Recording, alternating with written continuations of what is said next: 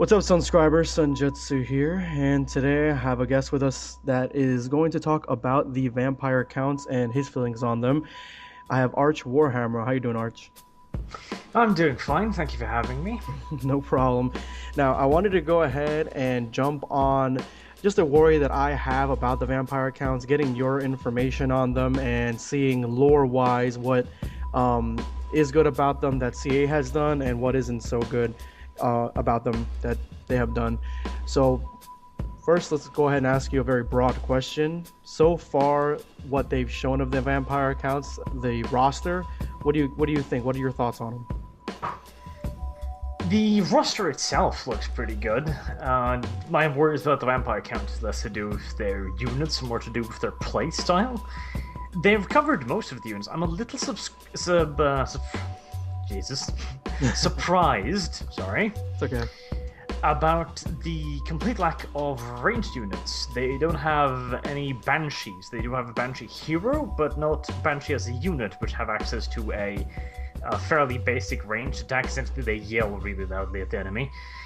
And no like skeleton archers or anything, which is not in the lore, mind you, but I'd expected something like that just because this is a total war game and you expect that they're gonna have to defend the walls at some point. Exactly. So now this is my worry about the vampire counts, because their lack of range units does hinder them because they can't attack from far away. They're basically, if anything, more of a rush army.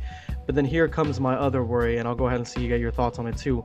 For a rush army to work, they have to be fast. You have to quickly get to the enemy lines and overwhelm them, basically. Now, I do feel like the vampire counts have the overwhelming tactic that they can overwhelm the enemy. I just don't think they can get there quickly enough to be destroyed. Now, what are your thoughts on the mobility of this army? Yeah, their mobility seems because they do have the ability to heal some of their units, but they do not have the ability to replenish a unit, which is key because it means that the zombies have an even more vital role as a meat shield. However, the zombies are very slow, which means that your precious rush army is probably actually going to turn out to be a very slow army unless you're willing to place your more valuable units at greater risk. And even then, even saying you can get into close combat with the enemy to tie up their front lines so that you can actually attack their rear lines and deal with the ranged units, the artillery, and the archers, etc. The units you have to do this are either very expensive in the case of something like the flying units, the monsters essentially, or kinda useless like the bats. So I feel like this is going to be an army where you're gonna have to pull off an virtually perfect assault where you have to tie down all of the enemy units that can hit hard enough to deal with your monster units while hitting them with the monster units at roughly the same time, while also somehow managing to minimize the amount of range damage coming in at you. Okay, so lore-wise, though, how would you have done them based on the lore? And in the lore, how, I think we've touched this before in a different video together, but in the lore, how would they normally attack, and are they competitive? Are they competitive in the lore compared to the other factions? Because they are, I mean, essentially a small province, smaller than the Empire, of course, but I mean, have they ever, is it because they're so limited? Is that why they're so, I guess, centered in that little province, or is it do they have capabilities of matching the Dwarf armies or the Greenskin armies or even the Empire armies?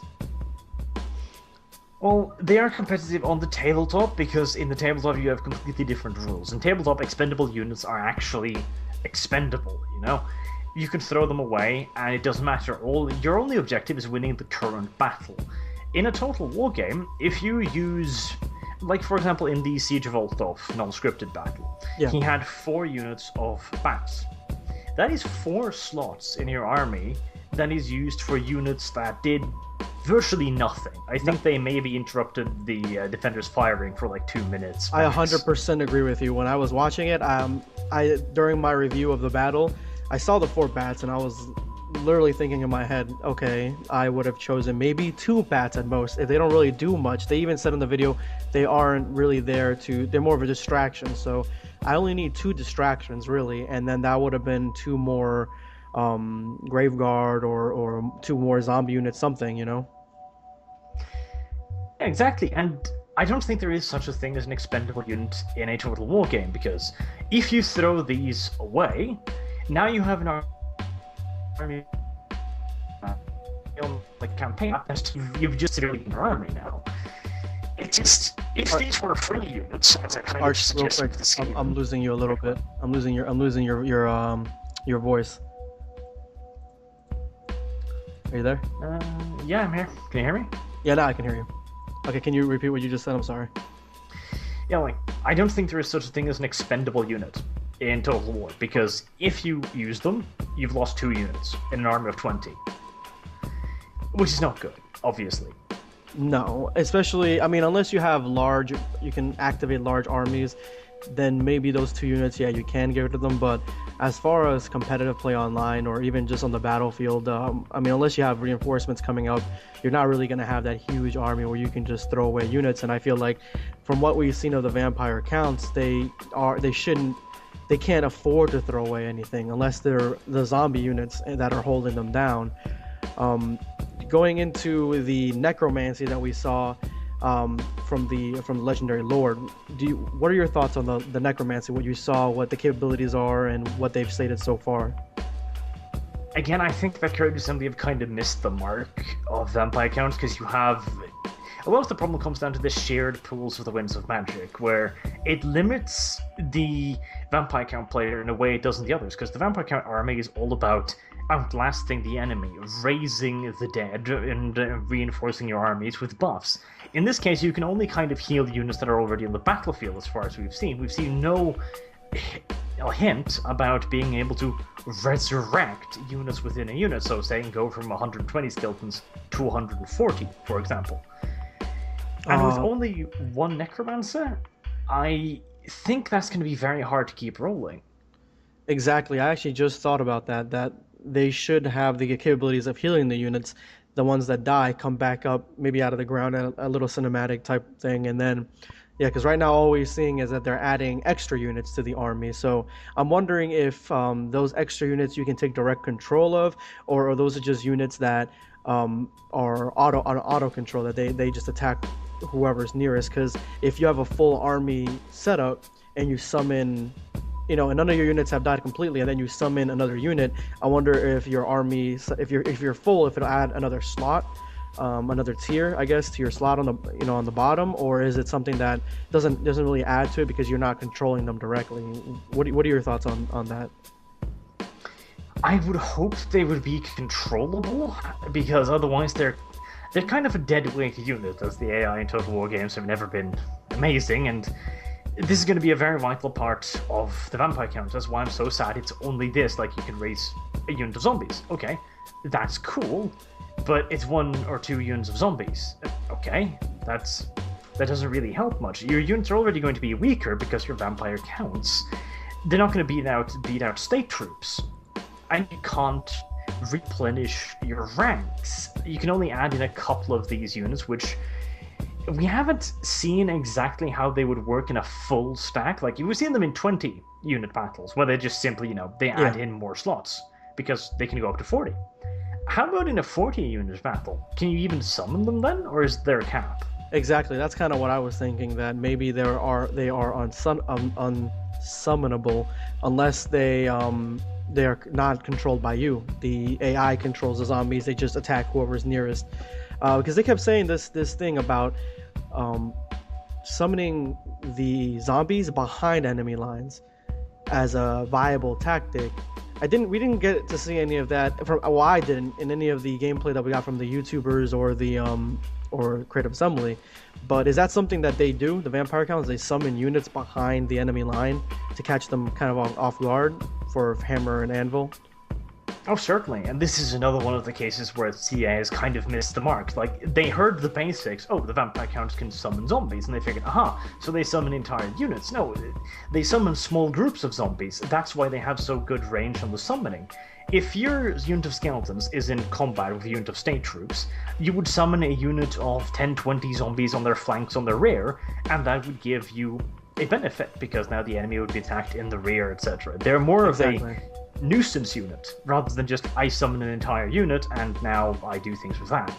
Exactly. So, okay, so just to wrap up this video now, your verdict on your verdict on campaign and multiplayer.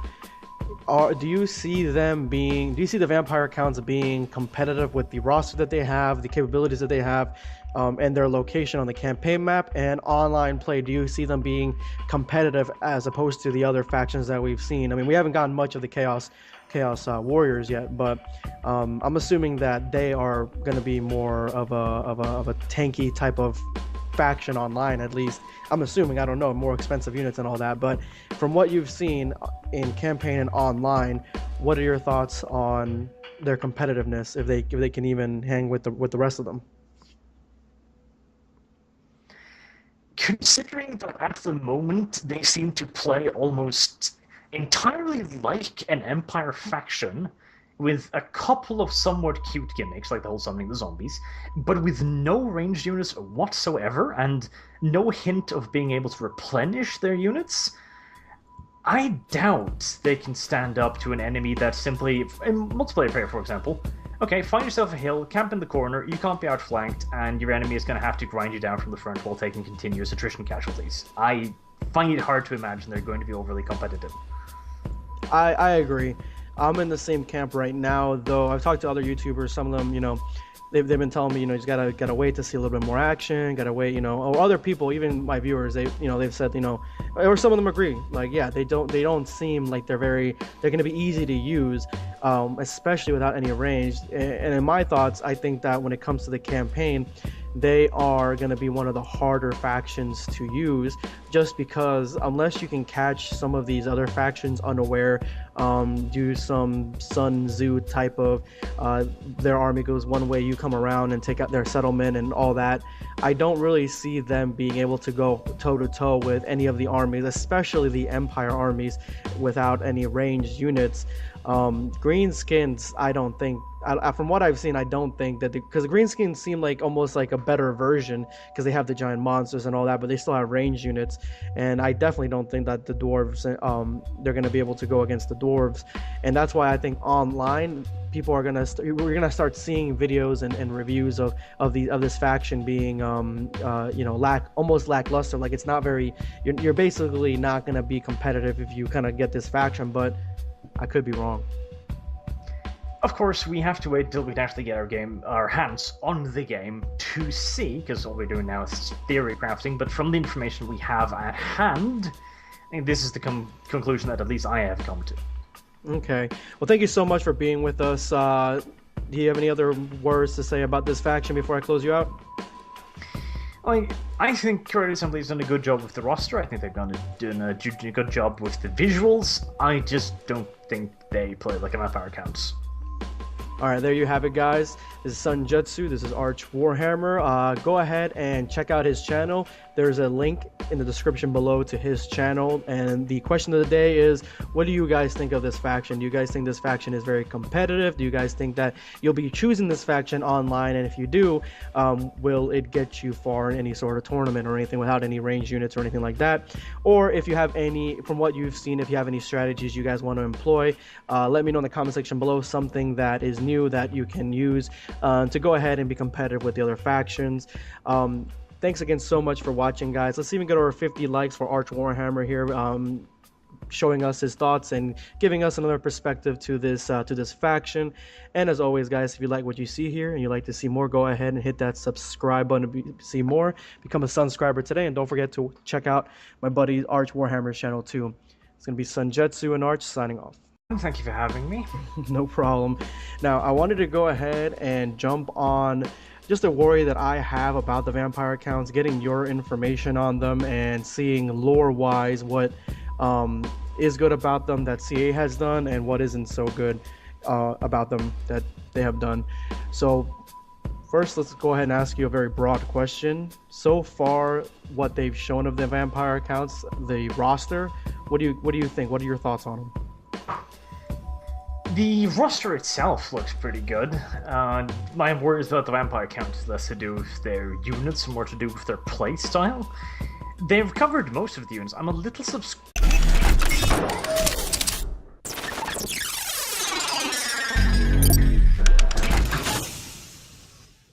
What's up, subscribers? Sunjutsu here, and today I have a guest with us that is going to talk about the vampire counts and his feelings on them. I have Arch Warhammer. How you doing, Arch? I'm doing fine. Jesus. Surprised, sorry, It's okay. about the complete lack of ranged units. They don't have any banshees. They do have a banshee hero, but not banshee as a unit, which have access to a fairly basic ranged attack. Essentially, they yell really loudly at the enemy. And no, like, skeleton archers or anything, which is not in the lore, mind you, but I'd expected something like that just because this is a total war game, and you expect that they're gonna have to defend the walls at some point. Exactly. So now this is my worry about the vampire counts, because their lack of range units.